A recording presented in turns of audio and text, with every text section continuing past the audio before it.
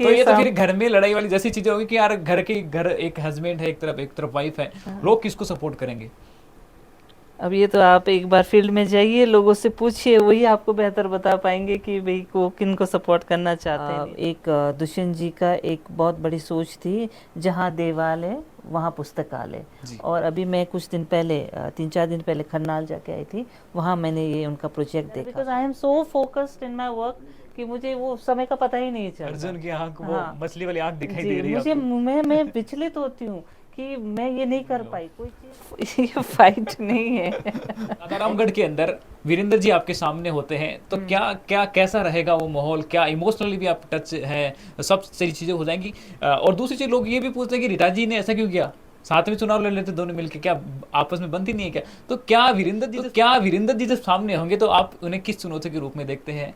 और चुनाव जो लड़ेंगे उस टाइम में क्या फील्स होगा आपका? देखिए, एक लोकतांत्रिक व्यवस्था में है जी। पहली बात तो, और इस देश में सबको अधिकार है वो चुनाव लड़ें, और ऐसा ही कुछ निर्णय मैंने चुनाव लड़ने का लिया है। जी। और समय सही है।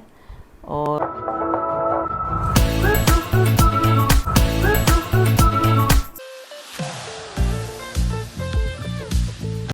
नमस्कार साथियों, मैं महेंद्र फोगोर, आप देख रहे हैं न्यूज़ 24।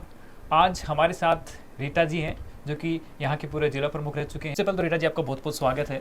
Thank you. तो छोटा सा जीवन परिचय आपका हो जाए। नहीं बिल्कुल, क्योंकि मैं एक राजनीतिक परिवार से हूँ जी। तो निश्चित है कि घर में राजनीति है। और क्योंकि विमेंस रिजर्वेशन था, तो मैंने मेरा पहला चुनाव जो था वो दातारामगढ़ से एज अ पंचायत समिति मेंबर लड़ा था। जी मैम। उसके बाद प्रधान की दावेदारी की थी, जिसमें हम लोग रह गए थे। उसके बाद पुनः 2004 में पंचायत समिति का दोबारा लड़ा, प्रधान की दावेदारी हुई, सेम रिजल्ट था। और उसके बाद 2010 में ज़िला परिषद का लड़ा और ज़िला प्रमुख बनी। ये मेरा राजनीतिक जी मैम। जीवन। तो जिस जिला प्रमुख को हमने देखा था उससे पहले भी आप राजनीति में काफ़ी आजमाइश आप कर चुके थे। अपने जेजेपी का दामन थामा है, आप उससे पहले कांग्रेस से आप रिलेटेड हुई, तो क्या जेजेपी में आपने क्या देखा? क्योंकि हम जानते हैं किसानों की पार्टी है और इस टाइम में कहते हैं लोग किसानों की तो कोई सुनता नहीं है, तो आपने जेजेपी का दामन थाम कर कहीं ना कहीं रिस्क में नहीं ना लगा खुद को? देखिए, आपका जो सवाल है वो 3 हिस्सों में बंट चुका है, तो मैं उसी हिसाब से आपको जवाब दूंगी। जब मैं ज़िला प्रमुख थी तब आपने देखा होगा कि मैंने हर वर्ग को मैंने संभाला है, हर वर्ग तक मैं पहुंची हूं। और विशेषकर जो बच्चियां हैं, महिलाएं हैं, उन तक तो मैं पहुंचने की मैंने कोशिश की। और जैसे कि जो अपना जो कार्यक्रम था बेटी बचाओ बेटी पढ़ाओ, वो मैंने ही यहाँ 2013 में ज़िला परिषद में उसका इनिशिएट किया था। तो ये उपलब्धियाँ मेरी रही है महिलाओं को लेके और समाज को लेके। दूसरा जो आपका जो सवाल है, जैसे विकास कार्य जो हुए वो तो जो इन द प्रोसेस जो थे गवर्नमेंट के, तो वो तो हुए।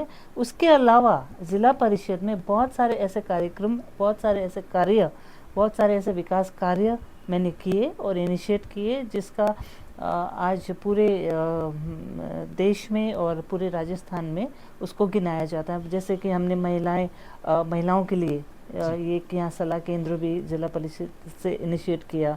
बहुत सारे ऐसे, मैं मतलब गिनाने लग जाऊँ तो आपका समय लग जाएगा, तो ऐसे कार्य हमने किए। और तीसरी बात जो आपने कही नई पार्टी ज्वाइन करने की, देखिए क्या होता है ना, एक ब्रेक सा लग गया, मुझे आगे आने का मौका नहीं मिला, तो बहुत समय निकलता जा रहा था। और आपको पता है समय किसी के लिए रुकता नहीं जी है। बिल्कुल। और जब जेजेपी के बारे में मुझे पता चला और जैसे जेजेपी के साथ मेरी वार्तालाप हुई, तो एक चीज़ से मैं बहुत प्रभावित हुई। वो आपका सवाल, उसके लिए मैं बता दूं, एक चीज़ से मैं बहुत प्रभावित हुई। एक तो एक नया संगठन है जो नया तो देखो राजस्थान के लिए नया है, वैसे तो नहीं है। नहीं, हाँ, वैसे भी जेजेपी 2018 में ही दुष्यंत जी ने इसको संगठित किया था, तो एक इट्स अ न्यू पार्टी। लेकिन जो लीडर्स थे, जैसे दुष्यंत जी हैं जी, उनका जो विजन है, उनकी जो सोच है, और एक बहुत ही प्रोग्रेसिव एक युवा लीडर है। तो और जैसे दिग्विजय जी हैं, आदरणीय चौटाला साहब है, तो इन सब का जो मुझे मालूम हुआ, सोच दिखी। और क्योंकि एक नया संगठन में काम करने में और उसके जो चैलेंजेस है उसको टेकअप करने में, एक नई राह देने में, एक नई दिशा देने में, ये बहुत एक चैलेंजिंग वर्क हो जाता है। और मुझे चैलेंजेस बहुत पसंद है और मैं उसी रूप में पहले भी काम मैंने किया है और आगे भी मैं उसी रूप में काम करना चाहती हूँ। तो मैंने पार्टी को ज्वाइन करी और मैं कंधा से कंधा मिलाकर इस पार्टी को आगे ले जाऊंगी। जैसे कि आपने बताया कि ये जो चैलेंज है, मुझे खुद को स्ट्रेंज करने की, खुद की जी। जो स्ट्रांगनेस है उसको स्ट्रेंथ करने का मौका है। जेजेपी की अगर मैं बात करूँ तो किसानों से जुड़े ज़्यादा मुद्दे उठाती है। और अगर अपनी कॉन्स्टिट्यूंसी की बात करूँ मैं दातारामगढ़ की, दातारामगढ़ के अंदर अभी भी 60 से अबव जनसंख्या ऐसी है जो कृषि पे डिपेंड है, लेकिन वहाँ पे पानी की समस्या है। जी। और हम मान लें कि रीता जी ने जेजेपी को ज्वाइन किया है, तो इसका मतलब उनका वो टारगेट, वो 60% से अबव वो जनसंख्या रहेगी जो अभी सबसे ज़्यादा स्ट्रगल कर रही है। एक तरीके से किसान से जुड़े लोग हैं कि ज़्यादातर हमारे वही लोग हैं। जी। क्योंकि हमारा देश, हम सबको पता है, कृषि प्रधान जी देश मैम। है। 80% ऑफ द लैंड हमारे देश में एग्रीकल्चर में यूज़ होता है। जी। और एग्रीकल्चर एक ऐसा सब्जेक्ट है, इसमें जितना इनोवेशन हो, जितना विकास हो हमारे फार्मर्स का, हमारे लैंड का, हमारे एग्रीकल्चर का, उतना ही देश की प्रगति में काम आता है। तो एग्रीकल्चर जो है एक बहुत बड़ा हिस्सा और मुद्दा मेरा रहा है। और आपको मालूम होगा ज़िला परिषद से भी, जब मैं ज़िला प्रमुख थी, हमने एक एग्रीकल्चर कॉलेज के जो प्रपोज़ल था उसको लागू किया और एक एग्रीकल्चर जो कॉलेज जो फतेहपुर में खुला जी, है, जी मैम। वो सब हम सब ने मिलकर उसको एक रूप दिया। तो मेरी इच्छा ये है कि आज के जो यंग जनरेशन है, जो आज ज़्यादातर MBAs हैं, डॉक्टर्स हैं, इंजीनियर्स हैं, बहुत सारे बच्चों को आज भी मोटिवेट करने की बहुत आवश्यकता है कि वो इस दिशा में भी देखें। एक माइंडसेट सा बन गया है कि हमें डॉक्टर्स बनाने, हमें इंजीनियर नहीं, इट्स ओके फाइन, हम सबको चाहिए, डॉक्टर्स भी चाहिए, इंजीनियर्स भी चाहिए, एडमिनिस्ट्रेशन भी चाहिए, सब चीज़ ठीक है, लेकिन हमें अभी मोटिवेट और बच्चों को एग्रीकल्चर के प्रति करना है। बिकॉज आज जो बच्चे पढ़ लिख कर देश छोड़ के दूसरे देशों में जाके अपनी सेवाएं दे रहे हैं, तो वाई नॉट कि आप एक ऐसे इनोवेशन करो, ऐसी चीज़ें करो, अपने देश में करो और एग्रीकल्चर जो है उसको मोटिवेट करो। बहुत सारे लोग एंड क्योंकि महिलाओं के लिए भी मैं ये बोलती थी, एक सब्जेक्ट है यूनिवर्सिटी की कोर्सेज में भी एग्रीकल्चर का, तो लेकिन बहुत सारे बच्चे जो है वो इस सब्जेक्ट को नहीं लेते। इसलिए एग्रीकल्चर जो एज अ सब्जेक्ट भी हमें मोटिवेट करना चाहिए बच्चों को, क्योंकि नए नए चीज़ें, नए नए इनोवेशंस आएंगे तभी हम विकास कर पाएंगे। लेकिन ये इनोवेशन की जो भाषा है, जो आप जिस डेप्थ में आप बात कर रहे हैं, मैं समझता हूँ कि राजनेताओं को ये जो भाषा होती है उसमें लोग बहुत मतलब कैचअप नहीं कर पाते वो चीज़ें। आप अगर उन्हें इनोवेशन के बारे में बताएंगे, आपके जैसे मैं आपको सुन रहा हूँ तो मुझे लग रहा है कि आप एक लॉन्ग विजनरी टाइप में चल रहे हैं, है ना। आपको एक मतलब सिर्फ राजनीति ही नहीं कि मुझे 5 साल का चुनाव लड़के ये करना, आपको मतलब इनोवेटिव करना है, लोगों को कैसे रोजगार की तरफ और उस रोजगार की तरफ जिसकी मूल हमारे देश से जुड़ी हुई है। मैम, अगर मैं रामगढ़ को देखता हूँ तो वहाँ पे ज़्यादातर लोग इस कृषि पे डिपेंड है, पशु को चराने का यही काम करते हैं ज़्यादातर लोग। तो मैम, आपका कौन सा इनिशिएटिव ऐसा रहेगा अपनी कॉन्स्टिट्यूंसी के लिए कि सबसे पहले मुझे ये काम तो करने ही करने हूँ।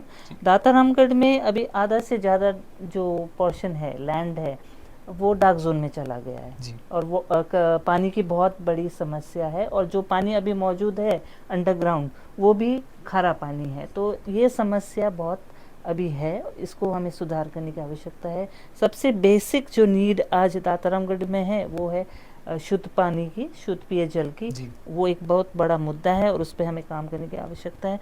दूसरा जो मुद्दा है दातारामगढ़ को में, वो एडुकेशन को लेके हैं। आज हमारे पास वहाँ पे जो एडुकेशन को लेके संस्थाएं हैं, कॉलेजेस हैं, वो उसकी बहुत कमी है। सिर्फ एक महिला कॉलेज अभी सरकार ने दी है, तो अभी बहुत सारे ऐसे संस्थाएं भी खोलने वहाँ आवश्यकता है।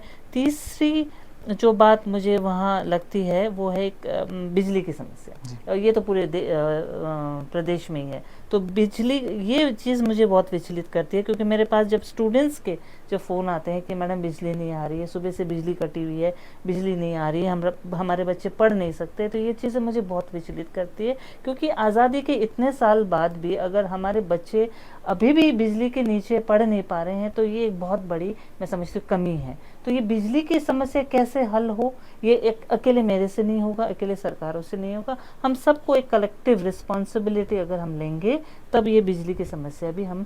और यहाँ मैं कहती हूँ कि जो बच्चे आज पढ़ लिख कर आगे बढ़ रहे हैं, इन बच्चों को जो इंजीनियर्स बन रहे हैं या जो इनोवेशंस करते थे, ऐसा क्यों नहीं ये उपाय निकाल पाते हमारे बच्चे कि हम जो गांव की जो समस्या है बिजली को, पानी को लेकर, उसको हम समाधान करें। कॉम्पिटिटर किसे मानते हैं राजनीतिक रूप से? कॉम्पिटिटर देखिए, जब आप स्वयं कॉन्फिडेंट हो अपने आप में इन लाइफ, क्योंकि जैसे मैंने अभी पिछले दिनों कहा मेरे इंटरव्यू में, बेसिकली आप फोकस्ड हो आपके काम पे, आपको सिर्फ काम दिख रहा है कि आपको क्या क्या करना है, और मतलब देश के निर्माण में, गांव के निर्माण में, किसी भी तरीके का जो आपका योगदान है उसमें आप कितना फोकस्ड हो। सबसे पहला कॉन्फिडेंस आपका इससे आता है कि आप फोकस्ड हो, you know what you are doing, कि आपको क्या करना है। तो वहीं इन सब चीज़ों के लिए समय ही नहीं होता है कि ये देखूं कि कौन मेरा कॉम्पिटिटर है, कौन आगे आ रहा है, कौन पीछे जा रहा है, because I am so focused in my work कि मुझे वो समय का पता ही नहीं चलता। अर्जुन की आंख, वो मछली वाली आंख दिखाई दे रही है मुझे, आपको। मैं विचलित होती हूँ कि मैं ये नहीं कर पाई कोई चीज़।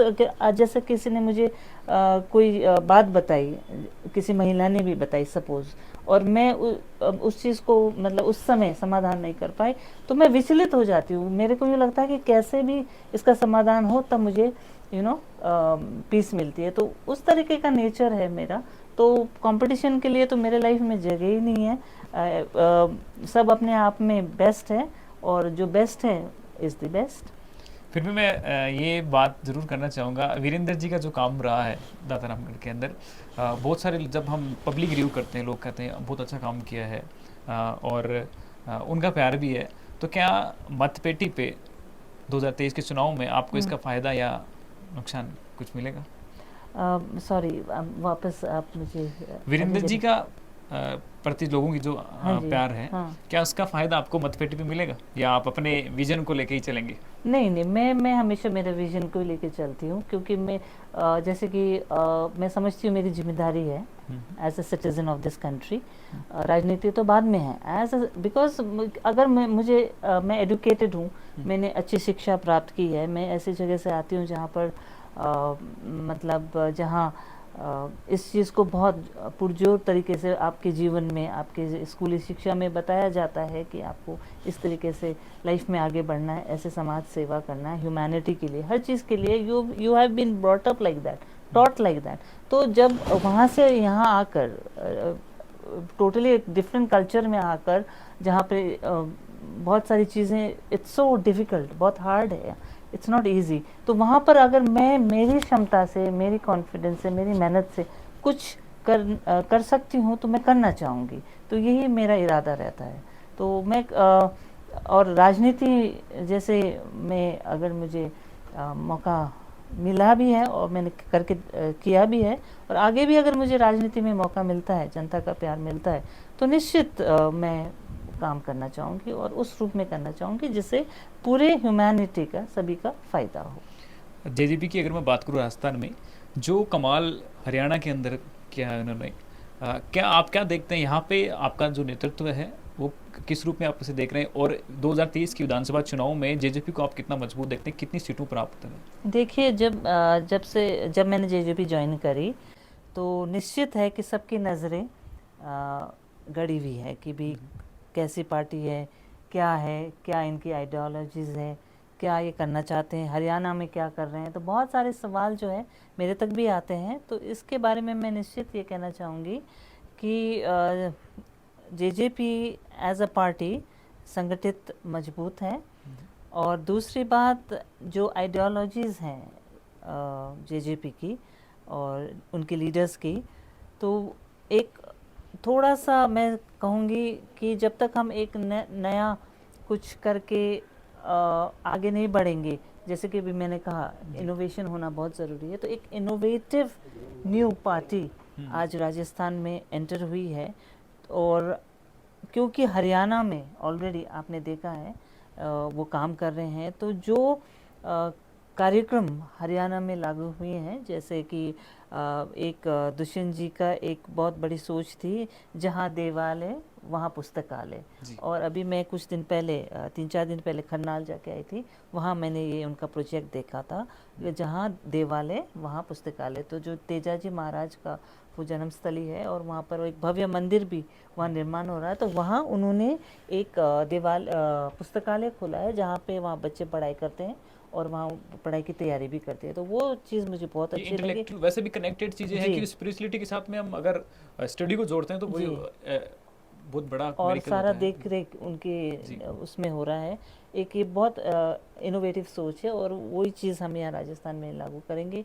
दूसरी बात किसानों को लेकर है, और आप देख रहे हैं कि जो आज कोई भी मुद्दा होता है किसानों को लेकर, खिलाड़ियों को लेकर, युवाओं को लेकर, कहीं ना कहीं हरियाणा पहले आता है।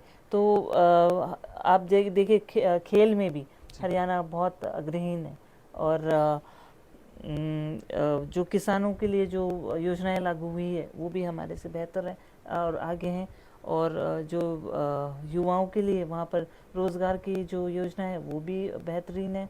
और वहाँ पर जो आप देख रहे हैं महिलाओं को लेकर स्पेशली जो पंचायतें हैं, हरियाली पंचायतें हैं जो उन्होंने शुरू की है, जहाँ महिलाओं की सेल्फ हेल्प ग्रुप से और महिलाओं को रोज़गार देने की बात हो रही है। हमें अभी तो ये शुरुआत है, आगे और उनको काम करना है। तो बहुत सारी योजनाएं और जो उनकी आइडियोलॉजी, एक नई सोच को लेकर, युवाओं को साथ में लेकर और एक इनोवेटिव सोच को लेकर जो वहाँ बढ़ रहे हैं, तो वही चीज़ें हम राजस्थान में यहाँ की परिस्थितियों को लेकर उसमें थोड़ी बहुत अगर चेंजेस करनी पड़ी तो वो यहाँ की, क्योंकि भौगोलिक स्थिति और कल्चरली वो भी चीज़ें देखनी होंगी, तो उसमें हम मदद करेंगे और इस हिसाब से मैं काम करूँगी, तो उससे बेहतरीन करूँगी और भी समय के अनुसार। जेजेपी के अगर यहाँ से नेतृत्व की बात करें, प्रतीक महरिया जी हैं, वो भी अगर मैं बैकग्राउंड की बात करूँ, कांग्रेस से जुड़े हुए, बीजेपी भाजपा से जुड़े हुए लोगों से निकल कर फिर जेजेपी का दामन थामा है। आपने भी अभी कांग्रेस से आपका रिलेशन रहा, उसके बाद में आपने जेजेपी का तो क्या मैम इन पार्टीज़ में क्या कमियां आप देखने लगे, क्या वो चीज़ें आपको नहीं मिली जो आप जेजेपी में आके करना है? देखिए क्या होता है ना, कई बार आप चल रहे हो और बहुत सारी चीज़ें एकदम स्टैग्नेंट हो जाती है। जी जी। एकदम स्टैग्नेंट हो जाती है और फिर आप उससे आगे कदम नहीं बढ़ा पाते। और हर कदम पे अगर आपको संघर्ष ही करना पड़े, आप जिस पार्टी में हो या जिस संगठन में हो, तो फिर उसका औचित्य क्या है कि हर स्पेशली महिलाओं के लिए, क्योंकि आपको तो संघर्ष तो लोगों के लिए करना है। जी तो अगर लीडर से संघर्ष करने लग जाए तो उनको वक्त ही कब मिलेगा कि उनको जो फॉलो कर रहे हैं उनके लिए काम करें। तो कहीं ना कहीं एक ब्लॉकेज जब आ जाता है ना, then you have to jump the fence, because समय नहीं है, समय का कोई वक्त का कोई भरोसा नहीं है और कब तक आप वेट करते रहोगे। तो और जब आपके पास एक बेहतरीन अपॉर्चुनिटी आ जाती है समय पर, तो I think you should take up that opportunity, और वो मैंने किया।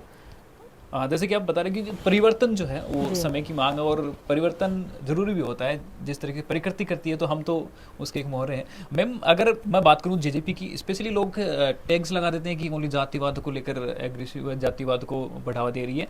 मैं यहाँ पे आपकी जानकारी में जेजेपी में कौन से, क्या सब लोगों को मौका मिलेगा, सभी जातियों से कोई भी आ सकता है? बिल्कुल बिल्कुल, आप हमारा संगठन देखिए, हरियाणा में देखिए, राजस्थान में देखिए, सभी वर्गों के लोग हैं। और जो पदाधिकारी भी बने हैं माइनॉरिटी का वो भी है, और महिला भी है और युवा भी है, सभी को मौका दिया गया। एंड एक सोशल इंजीनियरिंग के तहत सबको साथ लिया जाएगा और सबको मौका मिलेगा, और जो बेहतर काम करेंगे उनको और आगे बढ़ाएंगे। कुछ ऐसी परिस्थितियाँ पार्टी के सामने पैदा हो गई जिसकी वजह से ये डिसीजन उनको लेना पड़ा, और एक जेजेपी जननायक जनता पार्टी फॉर्म हुई 2018 में। उसके बाद आप देखिएगा जो ग्रोथ है, जो प्रोग्रेस है, वो बहुत स्पीड रहा है। और उन्होंने वहाँ सरकार में कम से कम 10 एमएलए वो जीत के आए हैं, उप मुख्यमंत्री वो बने हैं, और उसके बाद राजस्थान में उन्होंने एंटर की है। तो उसी स्पीड के साथ यहाँ भी कार्य होंगे। और फिर उन्होंने जो संगठन तैयार किया है राजस्थान में, and they have chosen very good people, बहुत अच्छे लोगों को उन्होंने अपने संगठन में शामिल किया है। तो मुझे उम्मीद है कि संगठित होकर हम सब आगे बढ़ेंगे तो एक अच्छा एक रिजल्ट हम राजस्थान को देंगे। बहुत सारे बच्चे और लड़कियां स्पेशली आपको जो फॉलो करते हैं जी। या फिर जो भी अपनी कॉन्स्टिट्यूशन के अंदर जो इस बार फर्स्ट बार वोट करेंगे, उनके लिए बड़ा उत्सुक हम उससे होता है कि वो डेमोक्रेसी में पहली बार एंटर कर रहे हैं, उन सब के लिए क्या मैसेज है, किस दिशा में जाए? जी, ये बहुत ही अच्छा सवाल मुझे आपका लगा, क्योंकि एज अ लीडर मैं ये हमारी जिम्मेदारी होती है युवा वर्ग को एक दिशा देने की, और स्पेशली गर्ल्स को, क्योंकि जो मेरी बहनें हैं, मेरी बेटियां हैं, जो पहली बार अपना मत का प्रयोग करेंगी, दान करेंगी। मत एक दान ही होता है। तो मैं तो यही कहूँगी कि आपका जो मत है, आपकी जो सोच है, आपका जो विचार है और आपका जो अधिकार है, उसको बहुत सोच समझकर आप इस देश के निर्माण में दान कीजिए। आप उन्हीं को वोट दीजिए जिसके बारे में आप श्योर हो कि यही मेरा लीडर बनने लायक है, उन्हीं को आप वोट दीजिए। अगर दातारामगढ़ के अंदर वीरेंद्र जी आपके सामने होते हैं तो क्या क्या कैसा रहेगा वो माहौल? क्या इमोशनली भी आप टच है, सब सारी चीजें हो जाएंगी? और दूसरी चीज, लोग ये भी पूछते हैं कि रीता जी ने ऐसा क्यों किया, साथ में चुनाव लड़ लेते दोनों मिलकर, क्या आपस में बनती नहीं है क्या? तो क्या वीरेंद्र जी जब सामने होंगे तो आप उन्हें किस चुनौती के रूप में देखते हैं, और चुनाव जो लड़ेंगे उस टाइम में क्या फील्स होगा आपका? देखिए, एक लोकतांत्रिक व्यवस्था में है जी। पहली बात तो, और इस देश में सबको अधिकार है वो चुनाव लड़ें, और ऐसा ही कुछ निर्णय मैंने चुनाव लड़ने का लिया है जी। और समय सही है। और आगे क्या होता है, भविष्य में कौन आता है, कौन सी पॉलिटिकल पार्टीज दावेदारी करती है, कौन से कैंडिडेट्स एक दूसरे के सामने आते हैं, वो तो अभी समय है और आगे ही पता चल पाएगा। और कुछ परिस्थितियां ऐसे बन भी जाती है तो देखते हैं क्या होता है। नहीं, लेकिन ये वास्तव में ये सवाल अभी भी थोड़ा अधूरा रह गया कि अगर अब सामने वीरेंद्र जी आते हैं तो क्या रीटा जी उसी वे में लड़ेंगी, उसी अगर जैसे सामने अगर अदर पार्टी है और वीरेंद्र जी है, तो क्या क्या डिफरेंट होगा? क्या डिफरेंट होगा या फिर लड़ा वैसे ही जाएगा जैसे अभी आप जिस तरीके के मूड में हो, जिस तरीके से फाइट के मूड में हो? ये फाइट नहीं है। ऑब्वियसली चुनाव है, सामने दो चुनाव है। हाँ। ये तो हम जनता के तो ये तो फिर घर में लड़ाई वाली जैसी चीजें होगी कि यार घर एक हस्बैंड है, एक तरफ वाइफ है, लोग किसको सपोर्ट करेंगे? अब ये तो आप एक बार फील्ड में जाइए, लोगों से पूछिए, वही आपको बेहतर बता पाएंगे कि भाई को किन को सपोर्ट करना चाहते हैं, नहीं चाहते बस हैं। मैं आपसे यही सुना था मुझे कि सपोर्ट वो किसको करेंगे, ये जनता पे, ये आप लोगों पे है।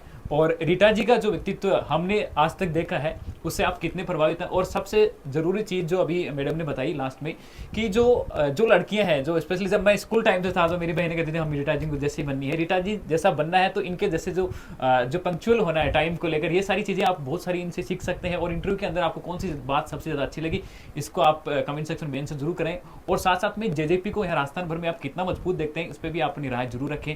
रीटा जी जैसे यहाँ पे कैंडिडेट आ रहे हैं, यूथ कैंडिडेट जो है वो जेजेपी के अंदर है, तो क्या आप मानते हैं कि ये जो मेरिकल जो हरियाणा के अंदर हुआ है, हालांकि मेरिकल नहीं, उसके पीछे बहुत मेहनत होती है, और जैसे कि रीटा जी ने काफी टाइम से इस चीज को स्टडी किया होगा और उसके बाद में आपने जब इसको ज्वाइन किया है तो इसका मतलब आपने देखा है, क्वालिटीज देखी है, तो क्या वो मेरिकल यहाँ पे राजस्थान में हो पाएगा? जेजेपी यहाँ कितनी स्ट्रॉन्ग है? और स्पेशली मैं दातारामगढ़ सीट से बात करूँ, रीटा जी को आप कितना मजबूत देखते हैं?